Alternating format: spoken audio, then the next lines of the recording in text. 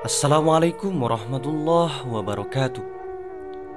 Di suatu desa di wilayah Bangkalan, tersebutlah seorang ulama bernama Sayyid Husain. Beliau mempunyai banyak pengikut karena ketinggian ilmunya.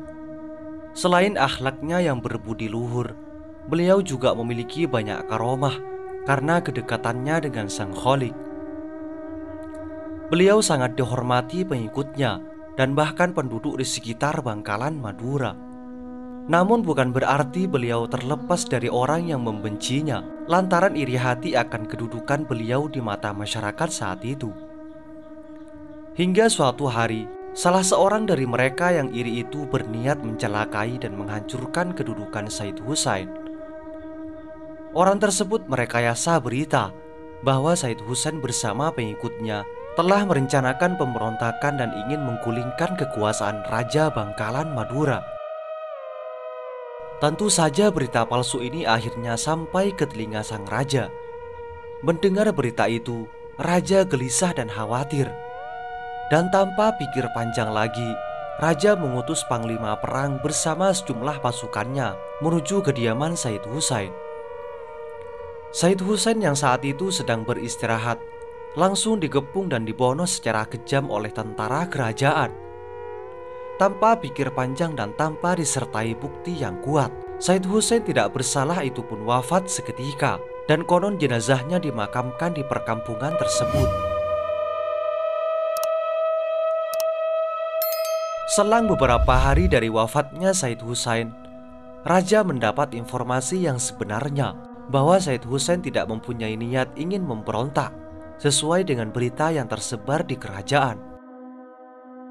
Ia menyesali keputusannya yang sama sekali tidak berdasar pada bukti-bukti yang kuat.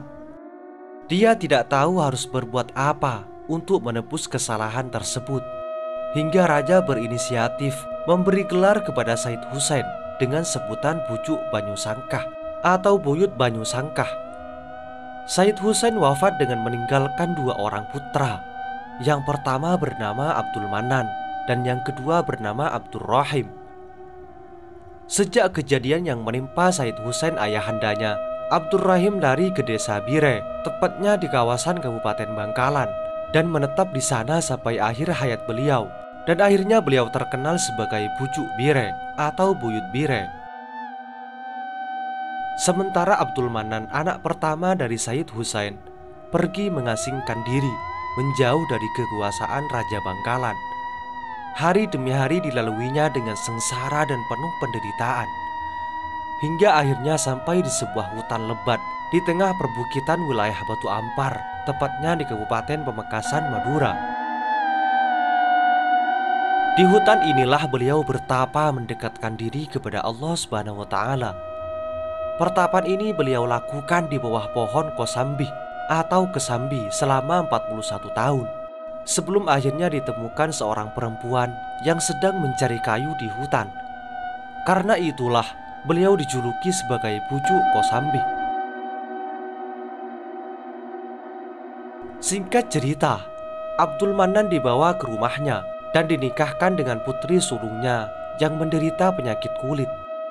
Akan tetapi karena kekuasaan Allah Subhanahu wa Ta'ala, pada hari ke-41 pernikahan mereka, istri dari Abdul Manan yang menderita penyakit kulit sembuh dari penyakitnya. Bahkan kulitnya bertambah putih bersih dan cantik jelita, hingga kecantikannya tersiar kemana-mana. Dari pernikahan inilah beliau dikaruniai dua orang putra. Yang pertama bernama Taqiyul Muqaddam dan yang kedua adalah Basyaniyah. Setelah bertahun-tahun berdakwah, beliau wafat dan dimakamkan di Batu Ampar dan terkenal dengan julukan Bujuk Kosambi. Basyaniyah yang merupakan putra kedua dari Abdul Manan, yang kemudian disebut Bujuk Tombeng, mempunyai kesamaan sikap dengan ayahandanya. Beliau senang bertapa dan menjauhkan diri dari pergaulan masyarakat. Dalam bertapa, Basyaniyah memilih tempat di sebuah bukit yang terkenal dengan nama Gunung Tombeng. Bukit ini terletak kurang lebih 500 meter arah barat daya Batu Ampar. Bujuk Tombeng wafat meninggalkan seorang putra yang bernama Suadi dan dimakamkan di dekat makam ayahandanya. Suadi yang terkenal dengan sebutan Syekh Abu Syamsuddin dan mendapat julukan Bujuk Latong, putra tunggal Bujuk Tombeng, tidak berbeda dengan perjalanan hidup ayah dan kakeknya. Dia senang bertapa, menyendiri dan berpindah-pindah tempat. Salah satu tempat pertapaan beliau adalah di sebuah hutan di dekat kampung Aing Nyono, yaitu sebuah bukit yang terletak di kampung Aing Nyono yang menjadi tempat pertapaan Syekh Syamsuddin. Hingga saat ini dapat dilihat kejadian alam yang aneh, berupa sumber air yang mengalir ke atas bukit pertapaan. Konon Syekh Syamsuddin pernah menancapkan tongkatnya ke tanah sampai akhirnya keluar air deras dan mengalir ke atas bukit, kemudian dipergunakan untuk berwudu. Atas kejadian inilah kampung tersebut diberi nama Aing Nyono. Aing Nyono dalam bahasa berarti air yang mengalir ke atas. Asal-usul Bujuk Latong yang disandangkan kepada beliau ialah karena karomah beliau berupa keluarnya sinar atau cahaya dari dada beliau. Apabila sinar itu dilihat oleh orang yang berdosa dan belum bertaubat, maka orang tersebut akan pingsan atau tewas. Untuk menutupi karomah itu, beliau menutupi dadanya dengan latong atau disebut dengan kotoran sapi. Ada kisah lain yang menyebutkan bahwa seorang yang berjuluk Bujuk Sarabeh yang suka berbuat jahat berniat menghabisi beliau. Ketika akan membunuh Syekh Abu Syamsuddin, saat Bujuk Sarabeh dan anak buahnya mencabut senjata, mendadak senjata itu lenyap dan tinggal kerangkanya saja. Setelah mengaku kalah dan memohon agar senjatanya dikembalikan, Syekh Syamsuddin menunjukkan letak senjata tersebut yang berada dalam latong atau berada dalam kotoran sapi. Bujuk Latong wafat dengan meninggalkan 3 orang putra, yaitu Syekh Husain, Syekh Lukman, dan Syekh Syamsuddin. Itulah sejarah Bujuk Batu Ampar dan sejarah karomah wali-wali di Batu Ampar, Pamekasan, Madura.